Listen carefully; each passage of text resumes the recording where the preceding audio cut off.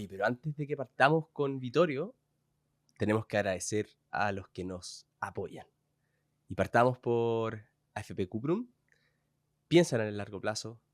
Probablemente Vittorio ha conversado muchísimas veces con ellos. Es un actor muy relevante de lo que está pasando en Chile con el ahorro obligatorio, el ahorro provisional, los depósitos convenidos. Todo eso que uno puede hacer junto a una FP que te apoya y que te quiere acompañar en este camino de largo plazo. Así que si los quieren conocer más, ingresen a cuprum.cl.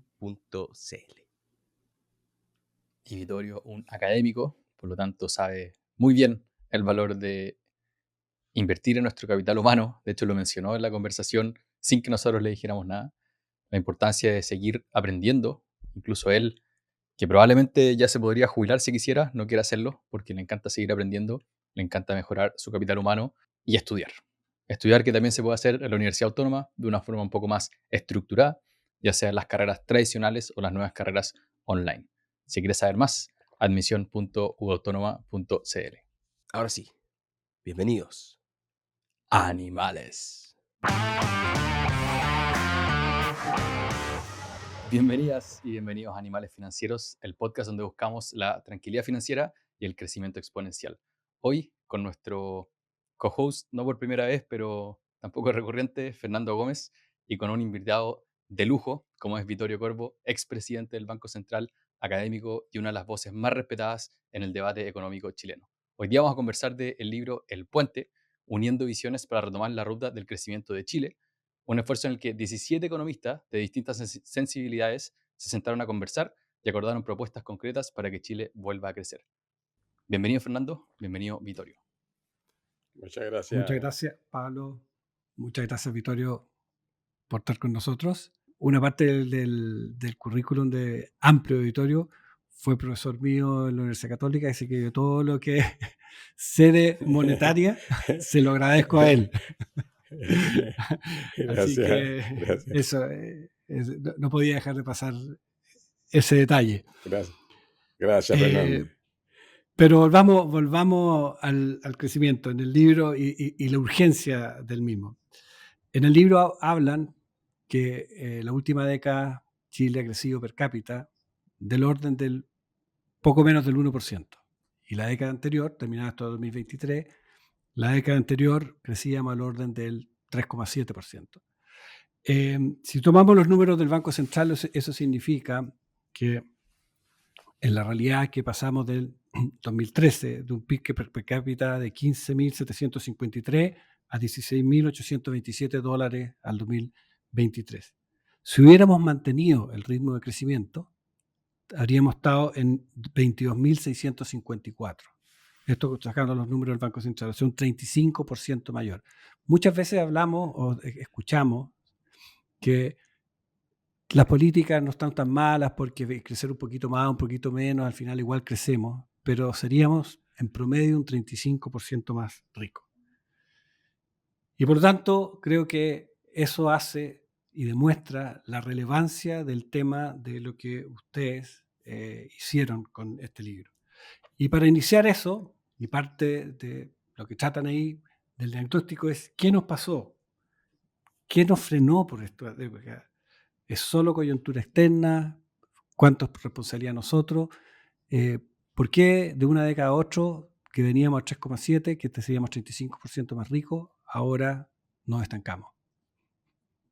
Claro, yo creo que en parte el primer empujón, que fue mucho más importante todavía en la última década del siglo pasado, ese primer empujón vino por reformas que se hicieron y que nos permitió cosechar algunos frutos que estaban más al alcance de la mano por lo distorsionada que estaba nuestra economía.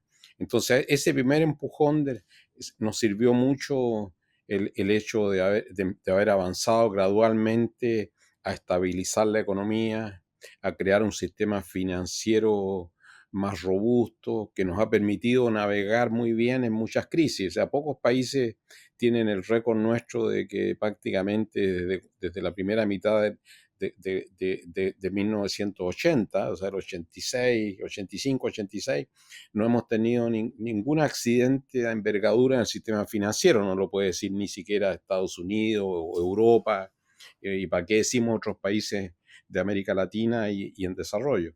Entonces nosotros hicimos reformas, ordenamos la economía, y esa es una condición básica.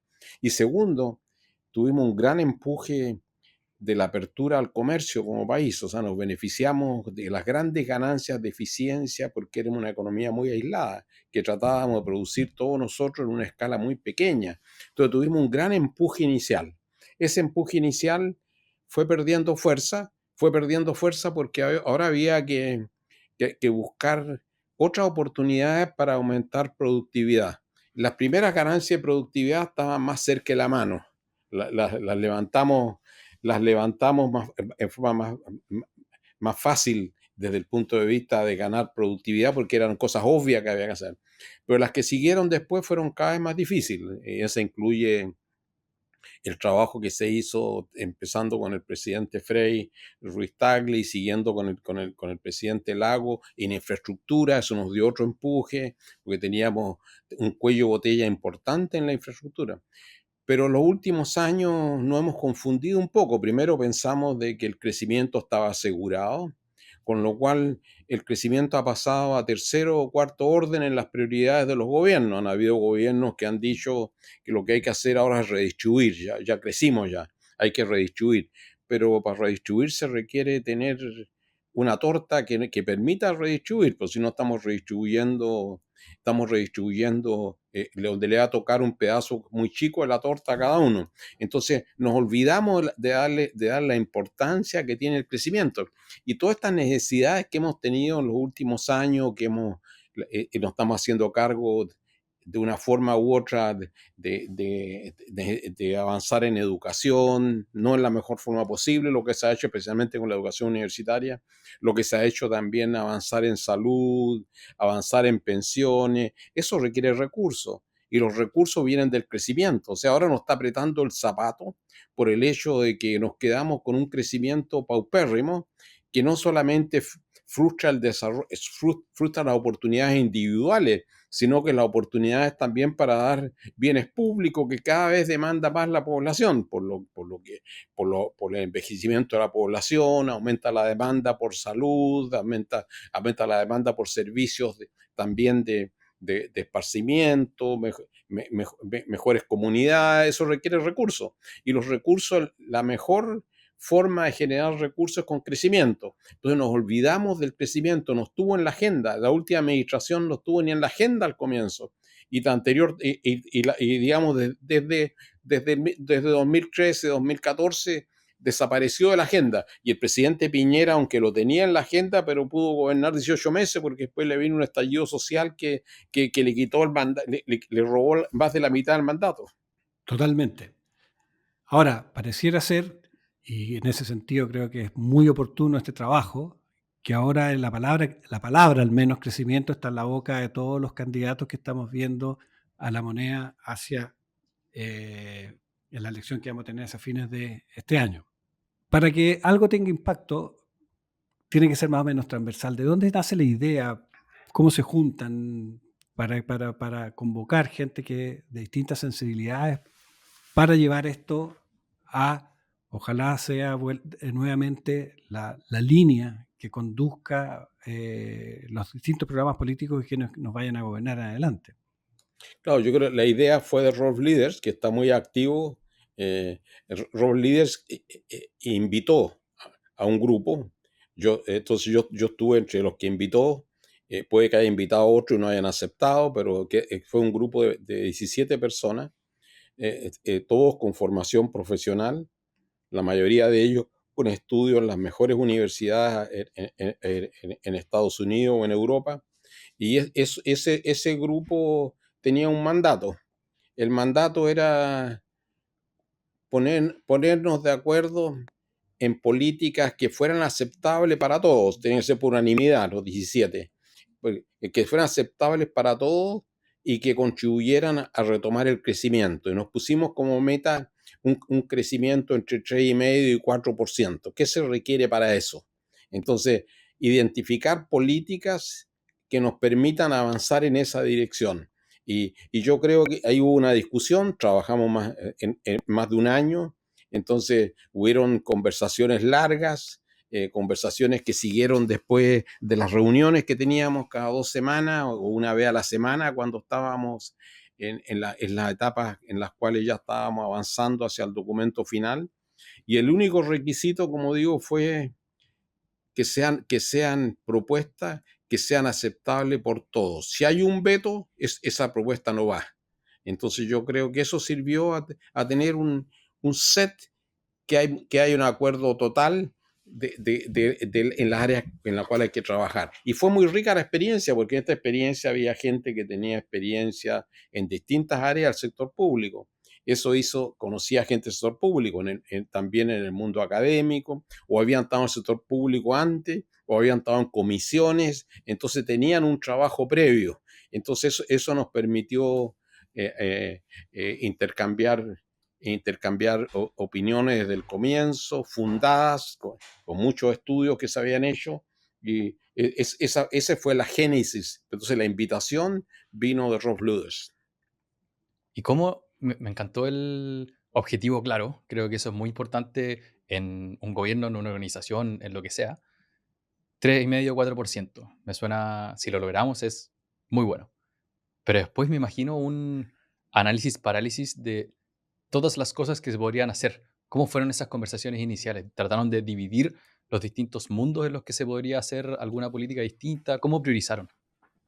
Claro, primero hay que ponerse de acuerdo si uno quiere crecer 3,5, 4, uno tiene que tener algún esquema de cómo se genera el crecimiento. Y el esquema, eso lo conocemos desde los trabajos que hizo Bob Solow, el Premio Nobel de Economía, que me dirigió en la tesis a mí, entre otras cosas, en MIT. Bob Solow, que descompuso el crecimiento. ¿Cómo se puede descomponer? ¿De dónde viene el crecimiento? Viene del crecimiento del empleo, viene del crecimiento del stock de capital y viene del crecimiento de la productividad con la cual se usan esos factores. Entonces ese fue el principio organizativo. Entonces después empezamos a ver cómo estamos en crecimiento del trabajo. Y en el crecimiento del trabajo tenemos una mala noticia y una oportunidad.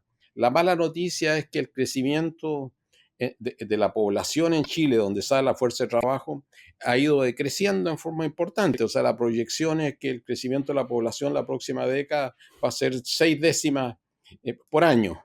Entonces no va a haber mucha contribución del empleo, pero sí puede haber contribución de que aumente la tasa de participación de las mujeres, que es muy baja. Sí va a haber espacio porque la tasa de participación de los jóvenes es muy baja.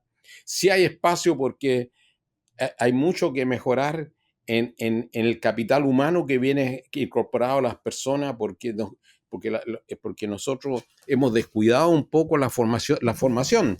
Entonces lo que tenemos hoy día, el capital humano se ha ido deteriorando y muchos programas de capacitación son programas que cuando se evalúan están mal evaluados, pero seguimos poniéndole recursos. Entonces ahí el énfasis en el crecimiento del empleo va por esos dos lados. Primero, aumentar la tasa de participación de jóvenes y mujeres, y segundo, mejorar el capital humano que viene con la fuerza de trabajo. En la parte de capital, nosotros lo que hemos hecho difícil que crezca la inversión.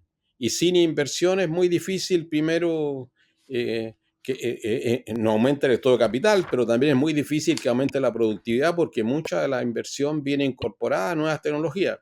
Y nosotros la inversión la hemos desincentivado. La principal fuente de inversión de las empresas es el ahorro de las empresas, los ahorros internos de las empresas, y esas son las utilidades no distribuidas. Pero en Chile el impuesto corporativo es muy alto, le hemos puesto impuestos. Cuando desintegramos el sistema, lo que hicimos, le pusimos impuestos a las utilidades no distribuidas. Entonces todo eso ha hecho de que hoy día la fuente de ahorro ha estado limitada también. Entonces eso ha sido un factor que ha limitado la inversión. Pero también la inversión ha estado limitada en parte también, y donde también ahora hay conciencia, es que hemos desarrollado una cultura de permisología para aprobar proyectos y una cultura también de estorbar el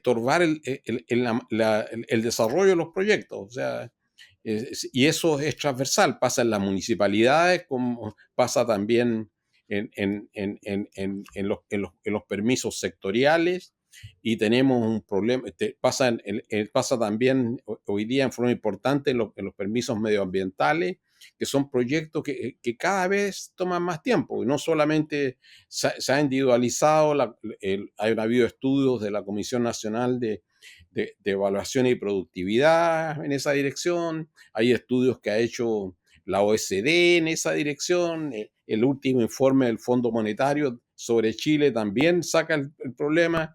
Entonces, hay conciencia de eso, hay tanta conciencia que hay un proyecto en el Congreso hoy día que está en tramitación, pero proyecto en Chile tenemos mucho hace mucho tiempo, lo importante es que termine la última etapa. Entonces ahí también ha sido otra limitación a la inversión. ¿Y para qué decimos también el hecho que se ha deteriorado en el último tiempo tanto el Estado de Derecho, que las empresas tienen que invertir hoy día parte de los recursos, en vez de ir a bienes de capital, están invirtiendo en seguridad?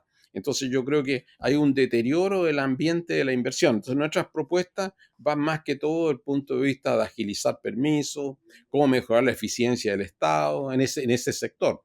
Y finalmente todo lo que tiene que ver con aumentar productividad. Para aumentar productividad, lo que hay que hacer, entre otras cosas, es permitir que los trabajadores puedan moverse a sectores en los cuales hay más productividad. Y ahí, bueno, tenemos limitaciones en Chile importantes, todo lo que tiene que ver con esta inmovilidad que hay para todos efectos prácticos, tanto del sector público, y también tenemos en las empresas, especialmente por las indemnizaciones por año de servicio, que tienen un efecto no solamente desde el punto de vista de que las personas tratan de quedarse en el trabajo hasta que los despidan para llevarse la indemnización, que lo consideran un derecho adquirido, sino que también las empresas, para no acumular pasivos, lo que hacen es que la persona la despiden al año. O sea, en Chile, unos países en los cuales la duración del empleo formal es de las más bajas, y eso es prácticamente por esta distorsión. Entonces también ahí nosotros vemos cómo hacemos propuestas concretas de cómo saltar estas vallas. O sea, tratamos de individualizar dónde hay impedimentos para aumento de productividad, cómo podemos hacer crecer el stock de capital y cómo podemos hacer crecer la contribución del trabajo. Entonces, ese es el principio organizativo. Y ahí eso nos lleva a ver eficiencia del Estado, cómo podemos mejorar la eficiencia del Estado, reforma del Estado. A mí me tocó participar en una comisión anteriormente que se hizo en el CEP, y se han hecho en todas partes comisiones, pero de nuevo hay que romper huevos. Cuando uno presenta esos estudios, están todos de acuerdo. Invitamos senadores de derecha, de izquierda, todos se abrazan, esto lo vamos a hacer el lunes, pero está durmiendo hace 20, 15 años, y hacemos otra comisión. O sea, hay un problema también acá de romper huevos para poder hacer una torta. Vittorio, vamos a ir hacia el tema de los incentivos, pero una duda con todas estas propuestas. ¿Cuánto es dejarlo a que el mercado haga el trabajo y cuánto es intervenir al mercado y forzar ciertas cosas? ¿Cómo lo ves tú? ¿Qué crees que es lo que mejor le hace a la economía en pos de este crecimiento, que no es un crecimiento para que los más ricos se hagan más ricos, sino que es un crecimiento en el que, según yo entiendo, y ahí tú me puedes corregir, es el factor que más se correlaciona con sacar gente de la pobreza? Por lo tanto, el crecimiento, el rol social que tiene es gigantesco. Entonces, ¿cuánto le dejamos al mercado y cuánto le dejamos a que los humanos tomen decisiones? No, o sea, no hay duda que lo que hemos aprendido es que el mercado es un instrumento muy importante para asignar recursos, pero también hay fallas de mercado y ahí hay intervenciones. Por ejemplo, uno puede tener limitaciones en infraestructura y el mercado no va a desarrollar la infraestructura. Hay que desarrollar institucionalidad que permita desarrollar proyectos en esas áreas, por ejemplo.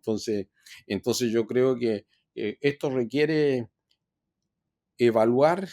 El mercado tiene un rol fundamental, o sea, como herramienta para distribuir recursos y para asignar recursos y para distribuir el producto que resulta de la producción.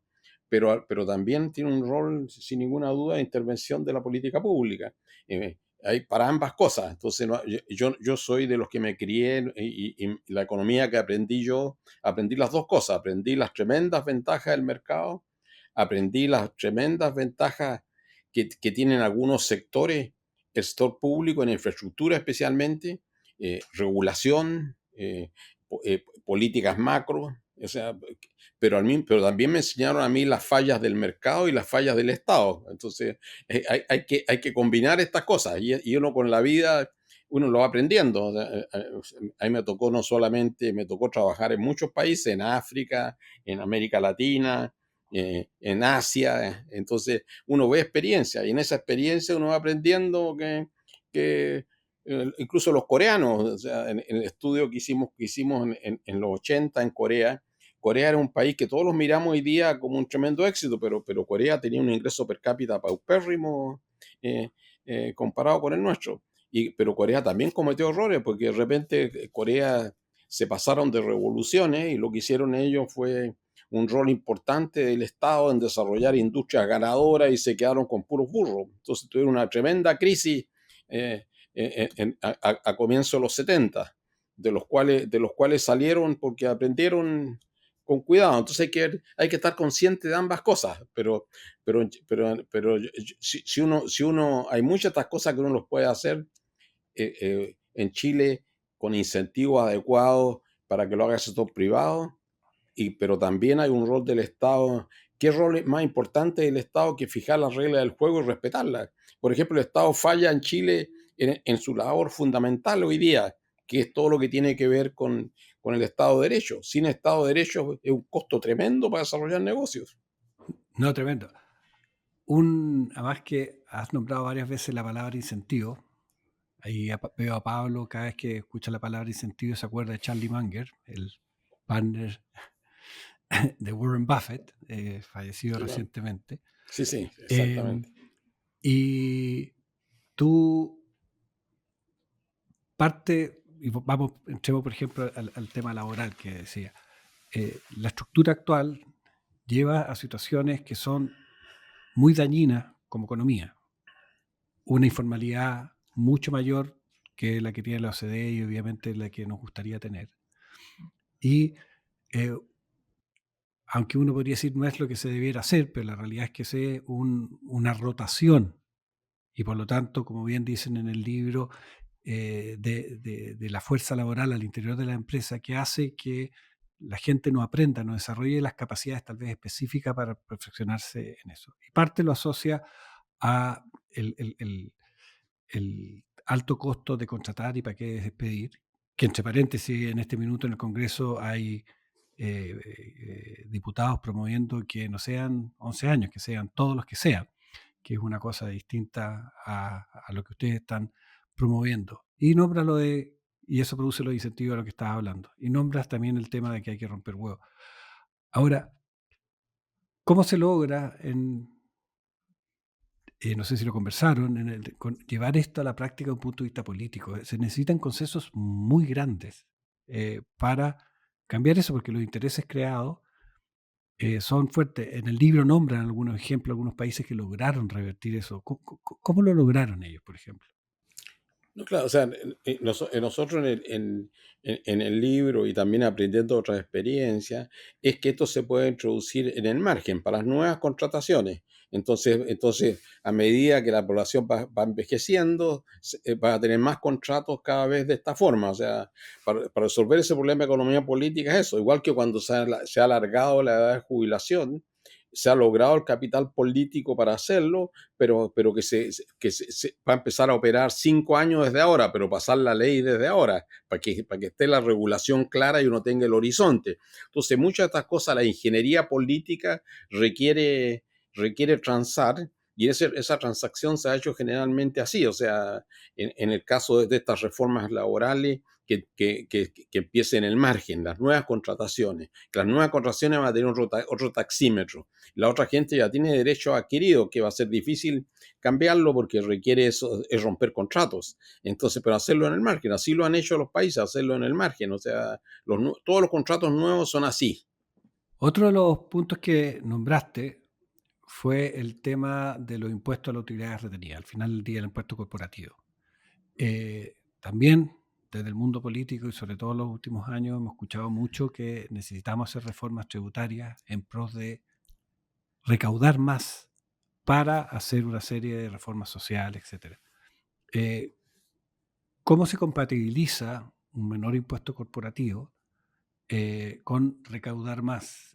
Yo no soy un experto, pero sí me acuerdo unas semanas atrás hablando con mi amigo Rodrigo Vergara, decía, si bien eso es cierto, y estábamos hablando de Estados Unidos, la extensión de la rebaja tributaria en ese país, la realidad es que el crecimiento ayuda a paliar un poco el efecto, pero en general las bajas de impuestos producen un efecto, al menos en el corto plazo, de una menor recaudación.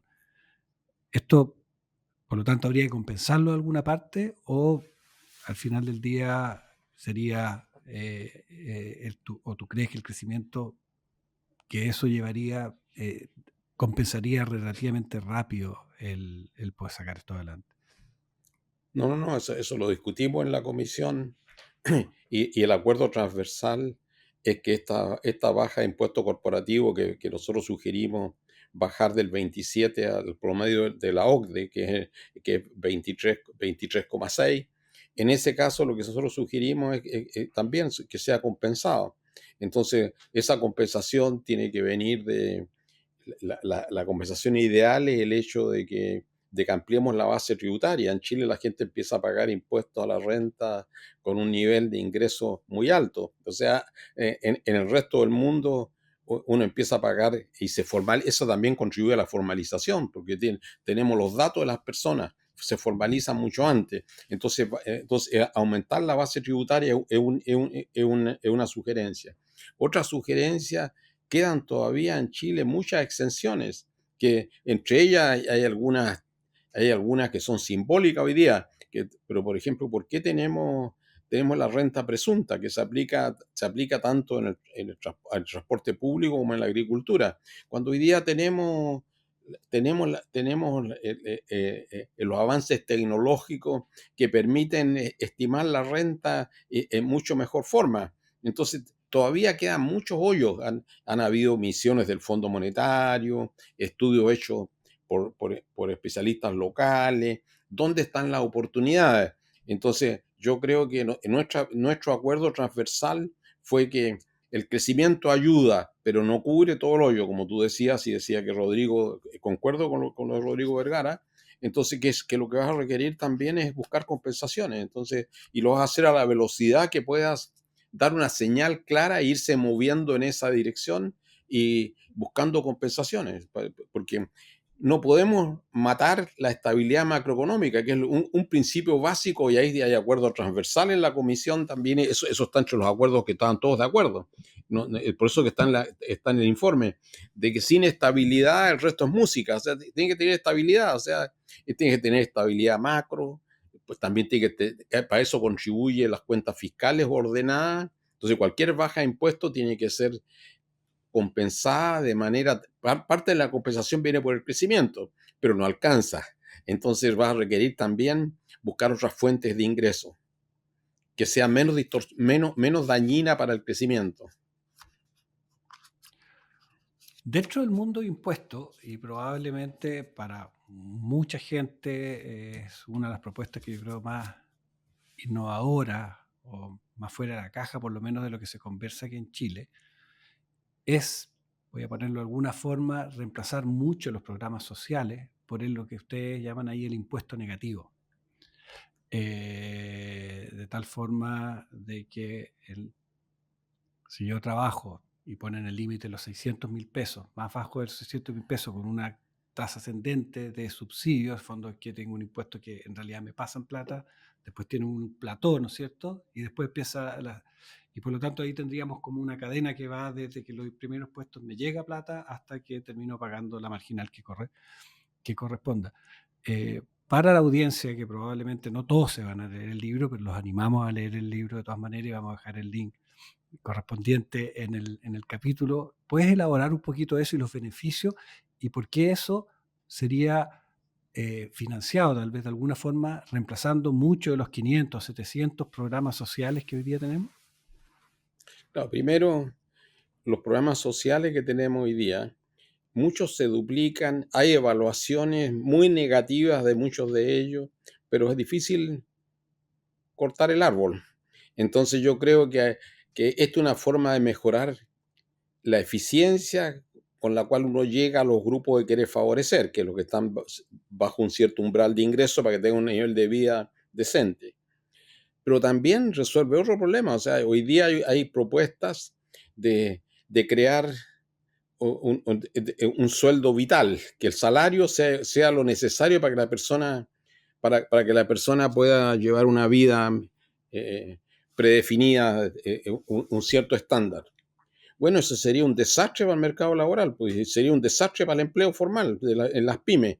O sea, lo único que haría eso aumentaría más la informalidad. Si la persona, no confundamos lo que la persona necesita para vivir con el salario, porque la productividad puede ser tal de que no justifica ese salario si lo vamos a seguir subiendo. Y lo que hemos hecho en los últimos años, pues Chile tiene un milagro, o sea, la economía se ha recuperado en Chile. Hoy día estamos con un nivel el crecimiento del PIB en los últimos, desde antes de la pandemia hasta hoy día, ha crecido una tasa promedio de 1,8% anual. Pero el empleo ha caído sustancialmente, o sea, el empleo ha caído. Y la tasa de participación laboral también ha caído, o sea, el mercado laboral está al debe. Y está al debe en parte porque hemos sido muy agresivos con aumento de salario mínimo. El salario mínimo ha crecido en términos reales, crece y crece. Eso tiene dos efectos. Primero, hace muy difícil para las pymes que no tienen los aumentos de productividad relacionados con los aumentos de salario mínimo. Entonces el empleo formal en empresas pequeñas y medianas, si cualquier cosa, ha caído en los últimos años. Pero al mismo tiempo, lo que hace eso es que aumenta mucho la informalidad. Entonces, esta propuesta de un impuesto negativo al ingreso, lo que hace es rompe el link entre ingreso del trabajador y su salario.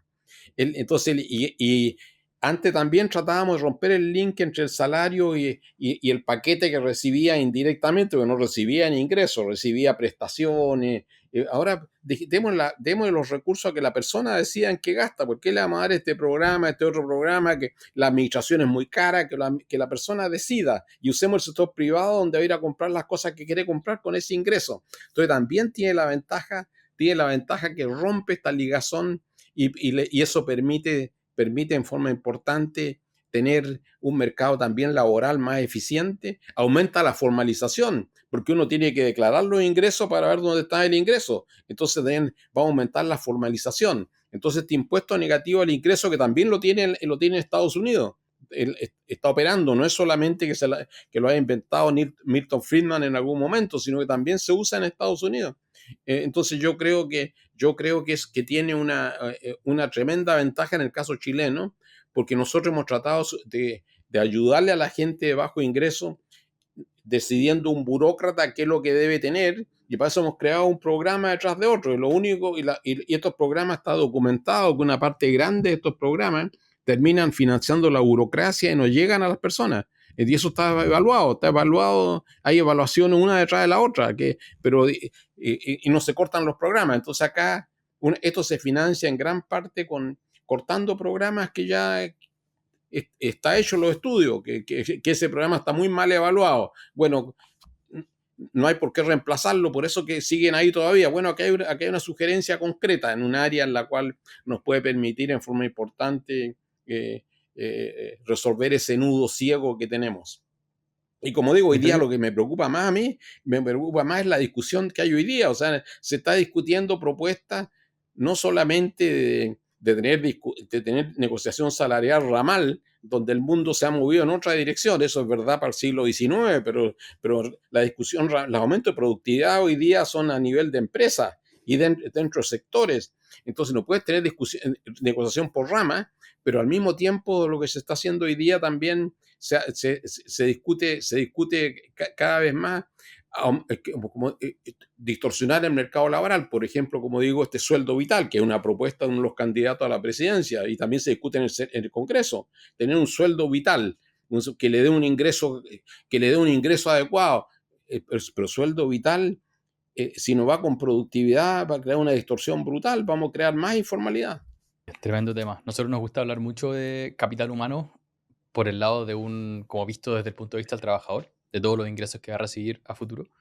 Pero también es interesante verlo, el capital humano, cómo se habla en la economía y cómo mete dentro de un modelo.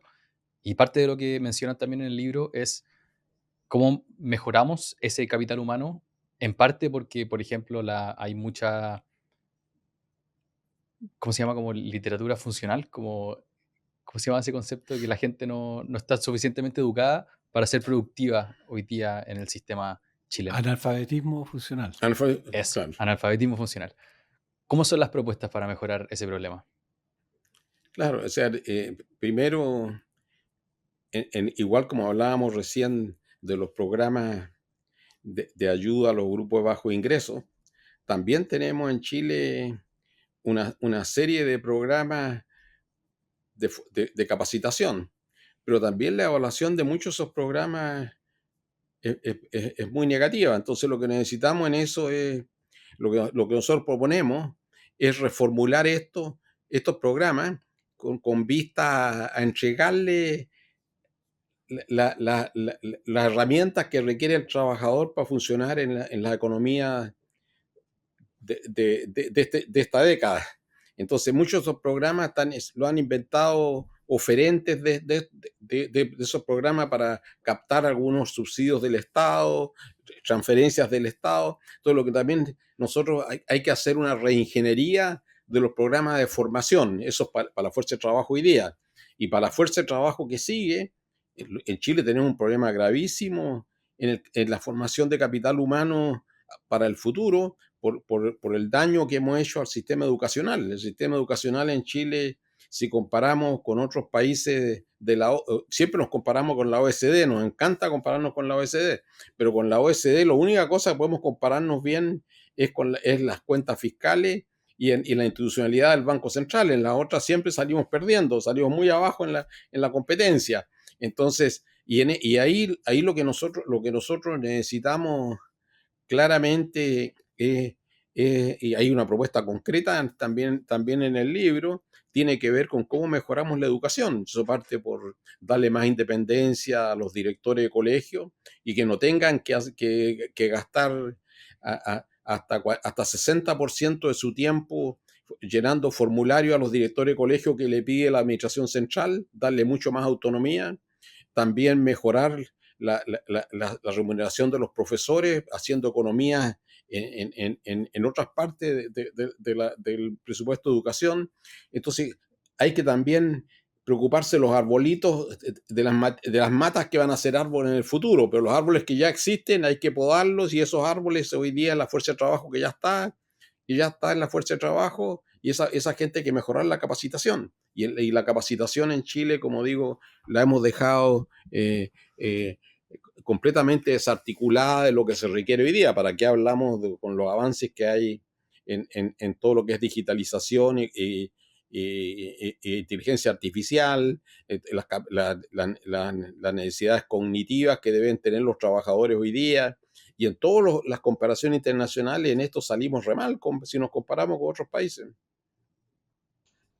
De hecho, yo soy director de un colegio subvencionado en la comuna de Huechuraba y puedo dar fe de la cantidad de tiempo que destina nuestra directora, o sea, del colegio me refiero, a Claro. llenar y juntar papeles para cumplir con todas las normativas.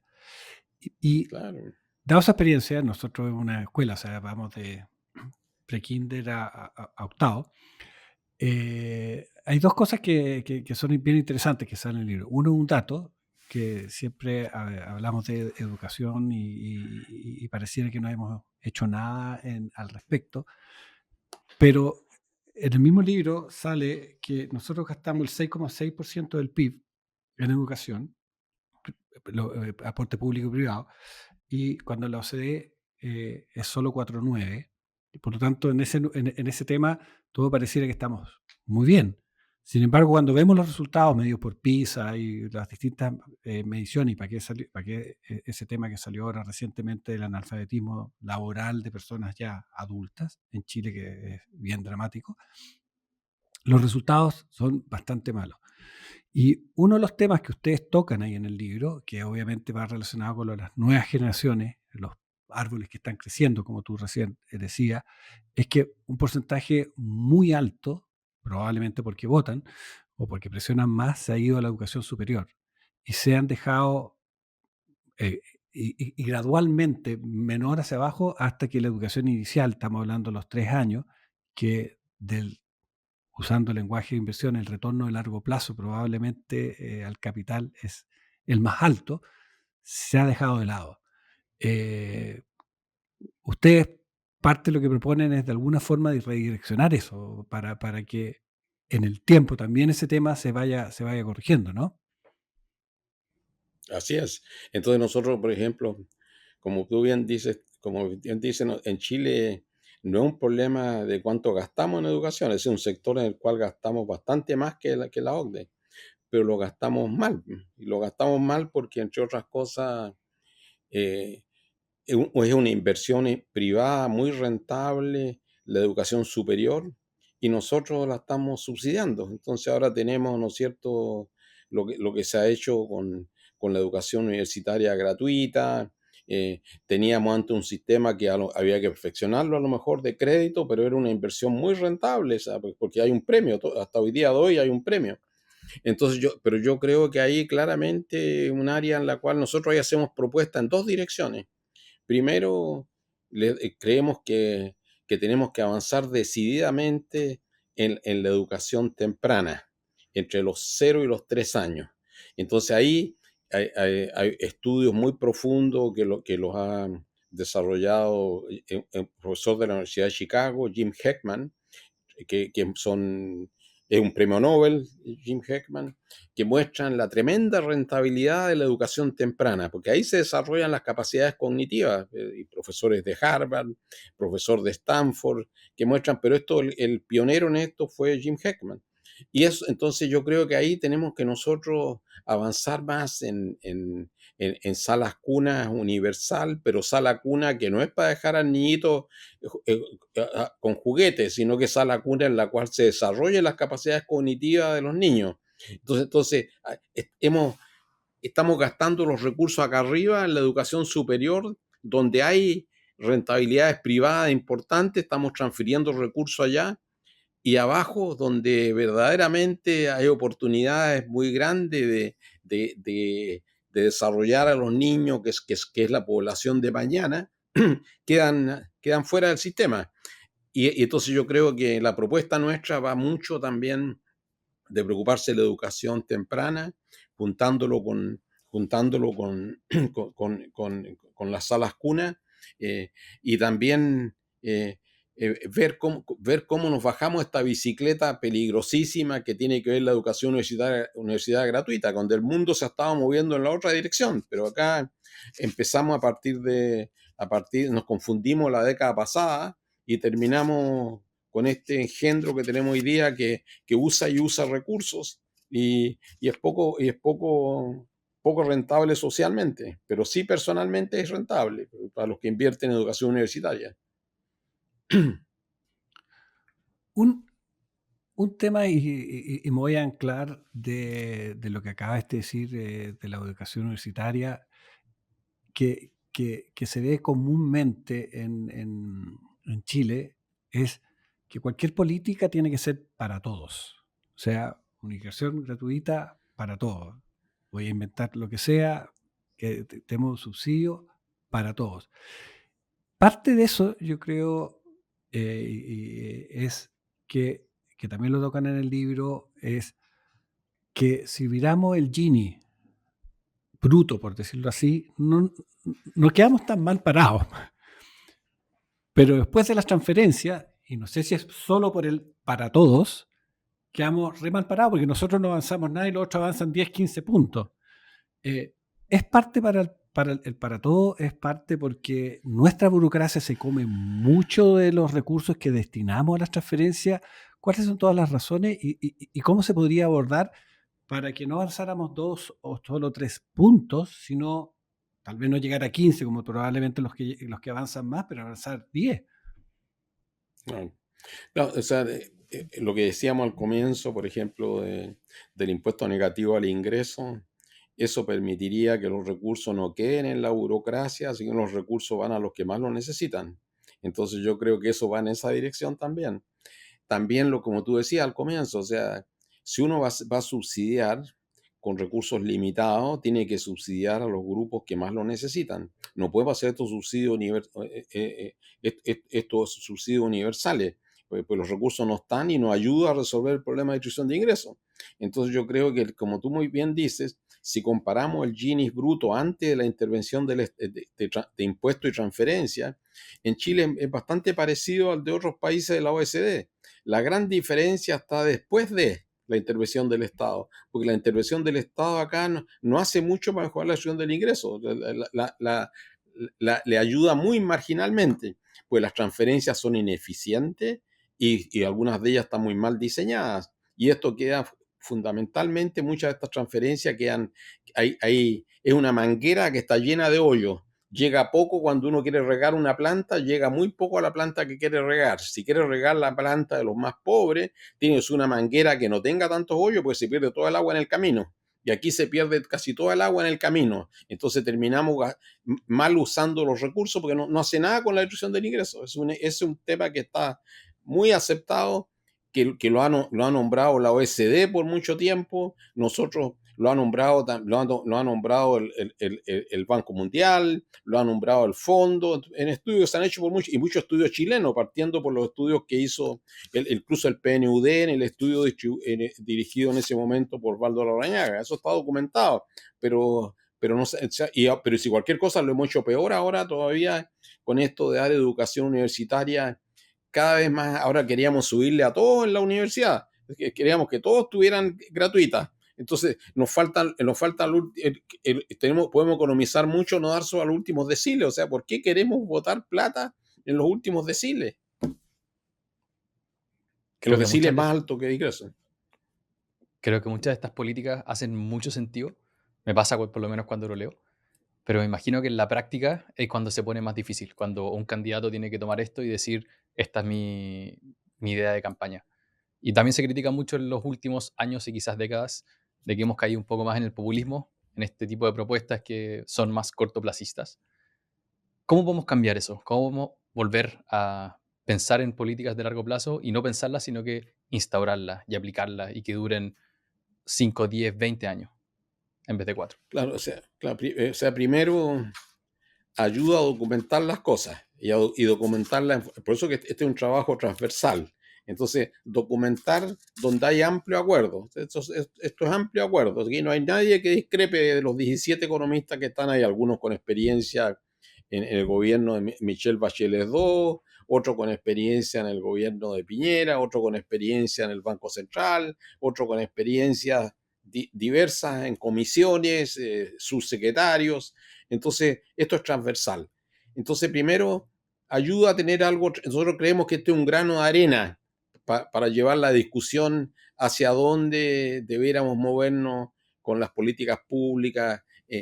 Uno dice, por ejemplo, ¿cómo hemos avanzado en un área en la cual en Chile no había acuerdo ninguno? O sea, cuando yo hice mi tesis de doctorado en MIT, escribí sobre inflación. Yo fui el segundo chileno doctorado de MIT. El primer chileno doctorado de MIT se había doctorado 5, 6 años antes, 7 años antes. Había hecho una tesis sobre inflación. Lo único que veíamos en Chile es inflación. Pues nos pusimos de acuerdo como país de que sin estabilidad es muy difícil crecer, muy difícil mejorar distribución, porque el que más sufre en inflación son los más pobres que no tienen forma de protegerse. Pero nos pusimos de acuerdo como país y ordenamos las cuentas fiscales, creamos un Banco Central autónomo. Antes, fíjese usted, en el gobierno de don Eduardo Frei Montalva, el ministro de Hacienda era también presidente del Banco Central. O sea, ahí había dominación absoluta de la política fiscal sobre el Banco Central. Por 3 años, mi amigo Sergio Molina fue ministro de Hacienda de don Eduardo Frei Montalva y fue presidente del Banco Central al mismo tiempo. Por lo menos nos evitamos un doble salario. Pero claramente hay una confusión total. Porque para lo que se requiere el Banco Central es para financiar el Estado, es lo que hizo por muchos años Argentina, lo que ha hecho por muchos años países que han sido incapaces, lo que hace hoy día Nicaragua, lo que hace Venezuela, pero nosotros salimos de eso. ¿Por qué salimos? Porque llegó una conciencia del desorden que creaba y lo regresiva que era la inflación, y el país como un todo avanzó en esa dirección y lo han respetado todos,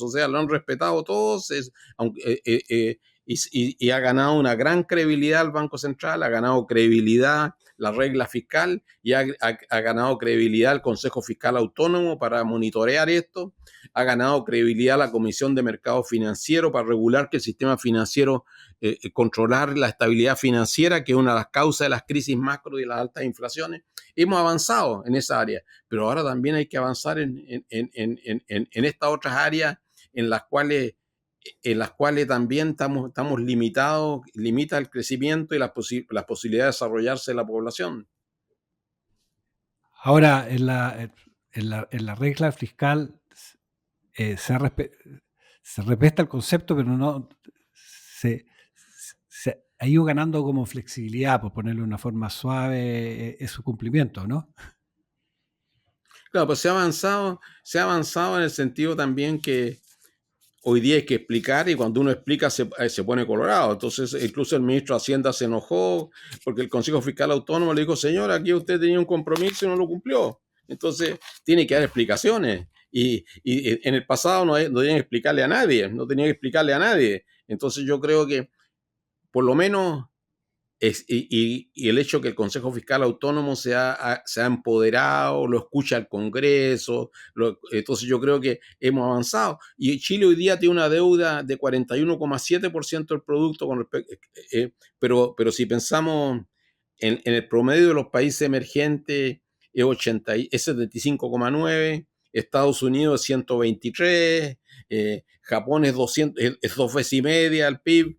O sea, por lo menos hay restricciones, y ahora con la reforma que se hizo hace 1 año y medio atrás, si uno no respeta la regla, tiene que dar explicaciones. Y la regla se le agregó también un techo de deuda. La deuda producto no puede ser más allá, la fija la administración que entra, más allá de 45. Pero hay una meta año a año. Y si la meta no se va a cumplir, tiene que haber razones para las cuales no se va a cumplir. Entonces, en Chile lo que ha pasado es que la meta no se ha cumplido prácticamente desde los últimos 15 años. Entonces, de los últimos 15 años tuvimos 2 años nomás con superávit fiscal estructural. Pero de nuevo, cuando uno no la cumple hay que dar explicaciones, todo lo que sea. O sea, el déficit estructural en los Estados Unidos es más del 6% del producto, ¿no? Nosotros tenemos una regla que ayuda, porque hay que dar explicaciones.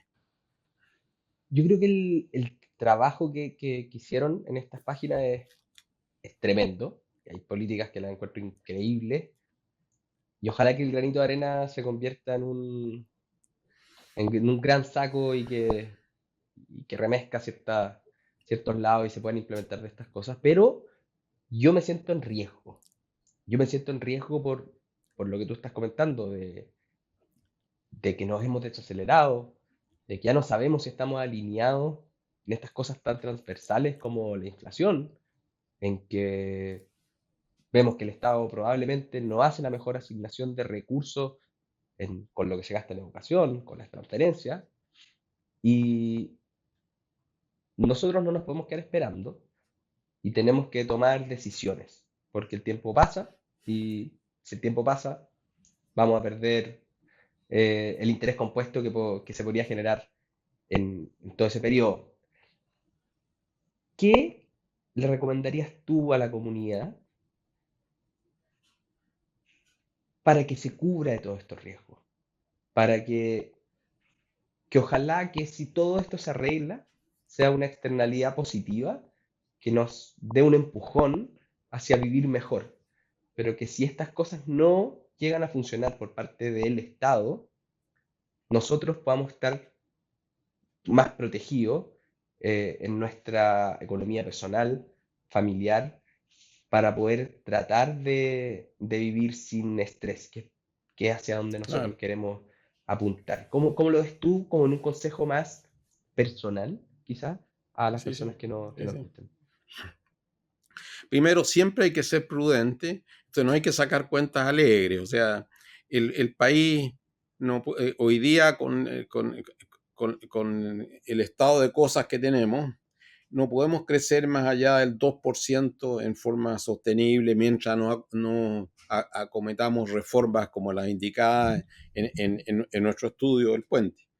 Entonces hay que hacer estudios como que el ingreso nuestro va a ir creciendo en forma muy modesta. O sea, 1% más que la inflación, a todo reventar, porque también el sector público ha ido tomando cada vez más ponderación que se lleva el resto. Entonces yo creo que hay que ser conservador, eso me enseñó mi padre también y mi abuelo. Entonces no hay que, si llegan los frutos, fantásticos, pero mientras tanto hay que pensar que este país va a crecer en torno al 2%. Entonces yo haría las cuentas individuales pensando en un crecimiento no más allá del 2%, de los salarios reales van a crecer en torno al 1, 1,2 en los próximos años. Así haría mis cuentas. Entonces, y después por innovación, ese es un promedio. Entonces los innovadores van a llevarse más que esto, los que no innovan se van a llevar menos que esto, y el Estado no confía mucho en transferencias del Estado, porque el Estado ha mostrado que ha sido muy ineficiente en administrar las transferencias. Entonces yo creo que el consejo mío es ese, no saquemos cuenta alegre y ser muy prudente en el endeudamiento, pensando que nuestros ingresos no van a crecer más allá del 1,4% en los próximos años. Ahora no hay que ser no hay que ser muy pesimista, porque en Chile hace 4 años atrás no se hablaba de crecimiento. No se hablaba, mira, incluso se hablaba de decrecimiento, hablaban algunos inspirados, que hay que proteger la naturaleza. A mí me enseñaron que el futuro se va a preocupar mucho de la productividad. O sea, ¿para qué? Si el futuro va a tener, si hacemos las cosas bien con todo el avance tecnológico, la próxima generación la va a tener mejor que nosotros, salvo que hagamos muchas barbaridades la generación actual, pero la próxima se va a llevar las ganancias de productividad. Todos los desarrollos que tenemos, inteligencia artificial, todas estas cosas van a aumentar, dar un salto en productividad. Entonces el futuro, no nos preocupemos si la gente en el futuro va a tener más recursos que nosotros. O sea, ¿para qué le vamos a dejar recursos si ellos van a tener también la forma de producir más? Preocupémonos ahora de la generación actual que tiene muchas necesidades, y para eso lo que tenemos es crecer. O sea, hoy día estamos con un nivel de producto y un crecimiento tan bajo que las oportunidades de la generación presente se han ido frustrando. O sea, la gente sacaba cuenta, con la pregunta que hacías tú hace un rato, la gente sacaba cuenta que iba a seguir progresando, se endeudó, y de repente la economía se trancó, y la gente se quedó con deudas, porque sacó cuenta que el país iba a seguir creciendo al 4 o al 5. Es como cuando uno va a un shopping center y la escala mecánica se queda pegada entre el cuarto y el quinto piso, y uno se frustra. Entonces, aquí en Chile pasó eso. O sea, la escala mecánica del progreso se trancó. Y se trancó, ¿por qué? Porque por todos lados le pusimos impedimentos, o sea, regulaciones. Después llegaron inspirados a proteger los naranjillos, después los otros querían proteger las lagartijas, y no hicimos los proyectos. Y hoy día tenemos nosotros, por ejemplo, tierras raras que van a ser más raras en Chile porque no se desarrollan, que hoy día tienen una demanda brutal las tierras raras por las restricciones que ha puesto China a la exportación de tierras raras, siendo el principal productor de tierras raras del mundo. Nosotros tenemos en Chile, tenemos inversionistas que quieren desarrollarla y todavía seguimos ahí estudiando la quinta pata al gato para darle un permiso. Con Pablo, en el capítulo pasado, creo, hablábamos de cómo uno debería enfrentarse a sus decisiones de alocación de capital. Y lo llevábamos un poco a, bueno, quizás debería enfrentarme a esto tratando de cubrir riesgos. Y nosotros leemos todos los memos de Howard Marks y llegábamos a, bueno, para cubrir el riesgo de inflación, invierte en acciones, porque las empresas lo hacen muy bien traspasando los aumentos de precios a los consumidores y mantiene sus márgenes, siguen ganando dinero, qué sé yo. Para el riesgo de deflación, bueno, los bonos pueden ser unos tremendos instrumentos. Y para el riesgo de no seguir generando ingresos, invierte en tu capital humano. Porque lo hablábamos con Oscar Landerreche, nos decía, oye, el capital humano es algo de stock. Y este stock se va depreciando y tú tienes que renovarlo porque si no, tu mente va olvidando cosas o va dejando de ir al borde de lo que tú necesitas para poder ser productivo, que finalmente es lo que debería determinar que tú puedas aumentar tus ingresos. ¿Cómo ves ese mix en términos de los activos que uno debería tener? ¿Crees que falta alguno fundamental? ¿A cuál le darías más importancia? O sea, yo estoy muy de acuerdo con Oscar de que nosotros en Chile hemos descuidado el capital humano, como dije también al comienzo, por dos razones. Primero, porque los programas de formación no han estado orientados a darle lo que requieren los trabajadores para trabajar hoy día y para los trabajos de mañana. O sea, necesitamos capacitar. O sea, la fuerza de trabajo hoy día, dadas las comparaciones que hacemos con otros países en la OECD, nosotros estamos en los niveles más bajos, el nivel de capital humano, o sea, de capacidades de funcionar hoy día. Hay un analfabetismo que tiene que ver con el hecho que no hemos sido capaces de ir a la misma velocidad de lo que requieren los empleos de hoy día. Este analfabetismo funcional que hablábamos al comienzo.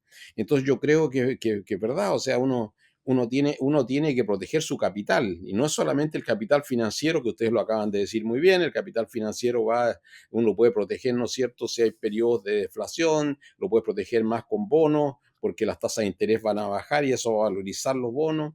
También en Chile tiene la gran ventaja que se ha creado también de hace muchos años una unidad indexada a la inflación. Cuando hay inflación alta, te puedes proteger tanto con bonos indexados, como te puedes proteger también en un mercado competitivo con acciones, que pues, las acciones también van con los precios, van inflando las utilidades de las empresas también. Pero hay una cosa que tienes que protegerla tú, que es tu capital humano, y especialmente hoy día. Eso no era así en el siglo pasado, donde el avance tecnológico era muy lento. Pero ahora con la velocidad de los avances tecnológicos, uno tiene que tener un capital humano que no sea muy específico al trabajo actual, sino que también que me va a permitir funcionar.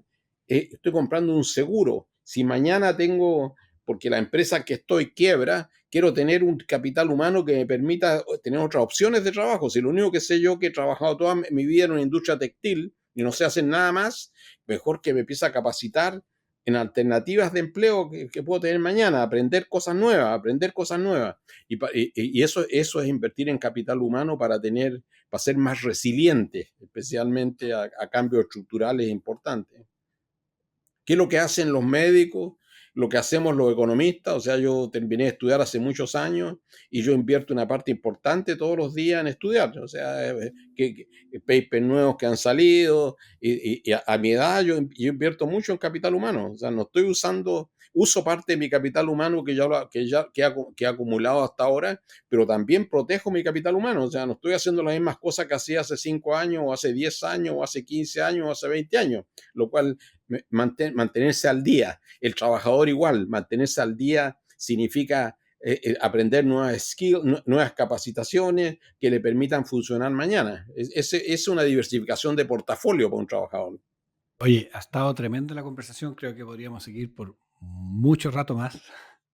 Pero para ir ya cerrando, yo estoy totalmente de acuerdo que ustedes tienen tremendas propuestas para llevarnos, ojalá, a crecer al 4%, que sería, si con lo número que dicen ustedes, entre el 3,5 y 3,7 a nivel de ingreso per cápita. Y eso no va a ser de la noche a la mañana, y por lo tanto lo prudente es ir pensando que por lo menos los años siguientes vamos a crecer al 2. Pero si tú dijeras, ok, de todo este conjunto de propuestas, igual tratemos de ir avanzando, ¿cuáles serían las 3 que tú decís? Con estas, no sé si el 80-20 que siempre hablamos, pero partamos con esta porque con esta vamos a pegar los primeros saltos. O cuáles son las 3 de los low hanging fruits, que por un lado nos dan un salto y que tal vez políticamente son más llevaderas, o que vas a hacer más fácil hacer consenso. Primero, yo creo de que dado que tenemos una tasa de inversión muy baja para crecer a una tasa cercana al 4, lo primero que haría yo es poner mucho más fuerza en todo lo que es racionalizar permisos. Y yo creo que porque hoy día tenemos inversionistas interesados en desarrollar ciertas áreas, en la parte de minería, en la parte eléctrica, líneas de transmisión. Entonces, agilizar el sistema de permisos, no solamente los permisos sectoriales, que hay un proyecto en el Congreso, pero también los permisos medioambientales. O sea, ahí yo pondría una parte importante de la energía, racionalizar permisos. Segundo, otro impedimento grande en Chile es la burocracia.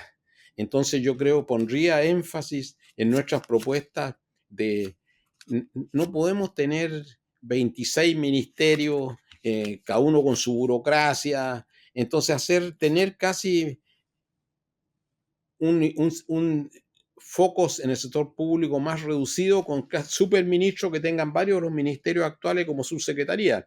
Eso no solamente nos va a permitir economizar recursos de asesores, todo lo que sea, pero más que todo internalizar la coordinación. Pues la coordinación, hay muchos ministerios que tienen que trabajar juntos, en vez de hacer una comisión de 5 ministros, estar todo bajo un ministro, y ahí hacemos nosotros propuestas concretas. Eso va directamente en esa área. Y la tercera que yo creo que es muy importante en eso es buscar alternativas para aumentar. Pues si vamos a crear más incentivos para invertir, si no está el ahorro, eso va a crear un déficit en cuenta corriente. Entonces vamos a vestir un santo para desvestir a otro. Hoy día tenemos bien vestida la estabilidad macroeconómica, pero si mañana somos tan creativos en sacar impedimentos a la inversión, y dadas las oportunidades que tiene el cobre, por ejemplo, en los próximos 10 o 20 años, donde estamos hoy día con un precio cercano a $5 por las necesidades que hay, ahora con el aumento en armamento que está haciendo el mundo preocupado por Rusia, en el caso de Europa. Entonces la NATO hoy día, la OTAN hoy día aprobó llevar el presupuesto de defensa al 5% del producto, que eso es un tremendo salto de aquí a los próximos 10 años. Eso crea una tremenda demanda por cobre. Es tan alta la demanda por cobre que hoy día paralizó en un momento dado el túnel en Canal de la Mancha, porque igual que en Chile se robaron los cables de cobre. Entonces, porque el cobre hoy día tiene un precio muy rico. Entonces yo creo que ahí lo que nos tenemos que hacer nosotros, destrabar esos proyectos. Destrabar esos proyectos nos va a permitir sin ninguna duda aprovecharnos de esta oportunidad, porque si no, tenemos una oportunidad en el cobre ahora. Entonces yo tomaría estas 3 o 4 áreas en las cuales yo creo que tenemos los frutos mucho más cercanos, porque hay inversionistas muy interesados en desarrollarlo, están golpeando para desarrollar los proyectos, pero tenemos toda esta burocracia interna que le pide un papel detrás del otro. O sea, los invito a leer hoy día una carta en el Mercurio de una persona, un emprendedor, una emprendedora en este caso que está desarrollando, que hizo una gran inversión en un restaurante y lleva un año golpeando puertas para que le den el permiso para expender licores. Entonces, su negocio está hoy día en riesgo, es una tremenda inversión, porque lo tramitan hace un año, todavía no sabe por qué. O sea, dice, vamos a empezar de nuevo. Conozco un proyecto reciente que estaba en las etapas finales y ahora le cambiaron el encargado de la dirección de obra, entonces está paralizada la construcción porque tiene que el nuevo encargado de obra tiene que estudiarlo entero de nuevo. Tenemos que sacar esto es kafkiano. Como este es un programa que se llama Mentores, ya estamos llegando al final, le voy a pasar la palabra a Pablito, él vio la lista de tus mentores y no sé si tiene una última pregunta respecto a eso, pero de ya, por lo menos por mi parte, te doy las gracias, creo que ha sido una tremenda conversación. Leer el libro había aprendido, pero comentándolo contigo, ahora lo hago más permanente. Muchas gracias, Fernando. Sí, o sea, como menciona Fernando, todos aprendemos de alguien. Divertido ver un profesor de Fernando. No es tan común para nosotros que Fernando fue prácticamente nuestro profesor. ¿Quién influenció mucho en tu vida? Ahí comentaste que tu guía de tesis terminó siendo premio Nobel. Creo que eso no es muy común entre ni siquiera invitados del podcast, personas en Chile. Pero ¿quiénes crees que determinaron o te guiaron o que fueron tus mentores? No, primero en la Universidad de Chile. Yo estudié ingeniería comercial en la Universidad de Chile y tuve un par de 2, 3 muy buenos profesores, entre ellos Eduardo García da Acuña, que fue el primer chileno que hizo su doctorado en MIT. Yo fui su ayudante, él me motivó a ir a MIT, postulé a varias universidades y decidí ir a MIT, de las que yo estaba admitido, decidí ir a MIT, y lo cual me permitió en MIT no solamente tener acceso a buenos profesores, sino que era un departamento de economía muy chiquitito, éramos 22 compañeros.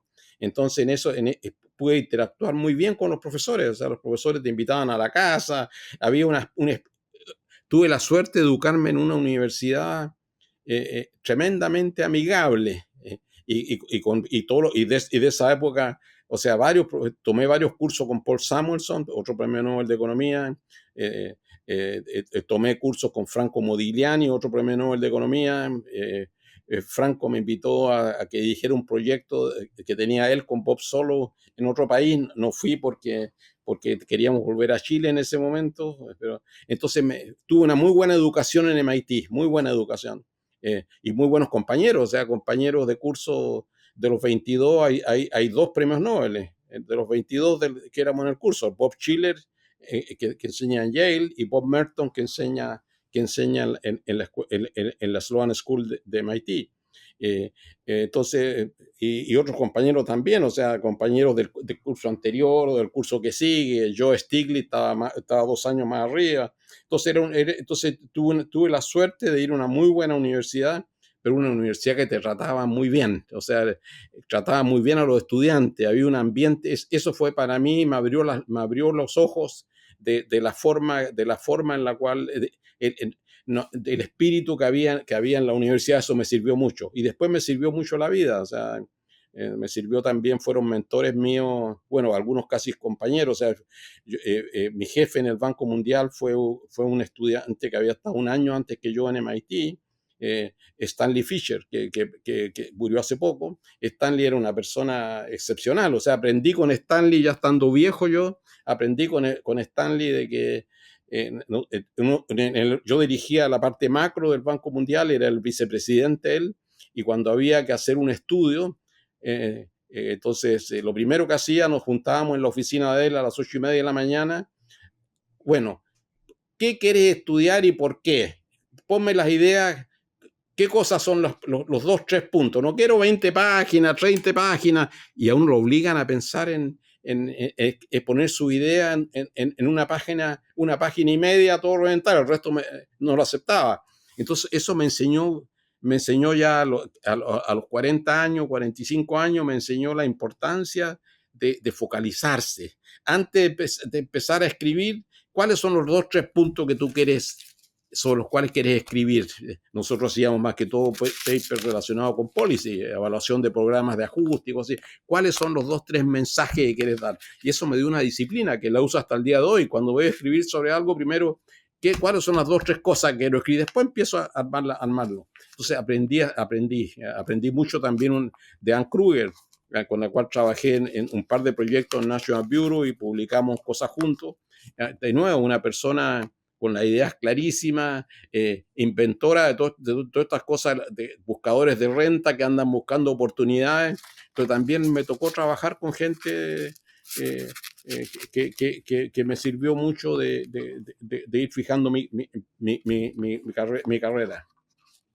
Yo creo, voy a dejar la idea sobre la mesa, pero hacer alguna segunda versión en la que solo hablemos de la gente excepcional con la que trabajaste y lo que aprendiste de ellos. Con Francisco y Fernando estamos investigando mucho en la economía del ciclo de vida, donde Modigliani creo que es quizá de los padres, Gary Becker, y creemos que esa es como de las mejores soluciones hoy día para la planificación financiera. Y es divertido que hemos estado leyendo sus nombres, para mí ya son nivel dioses.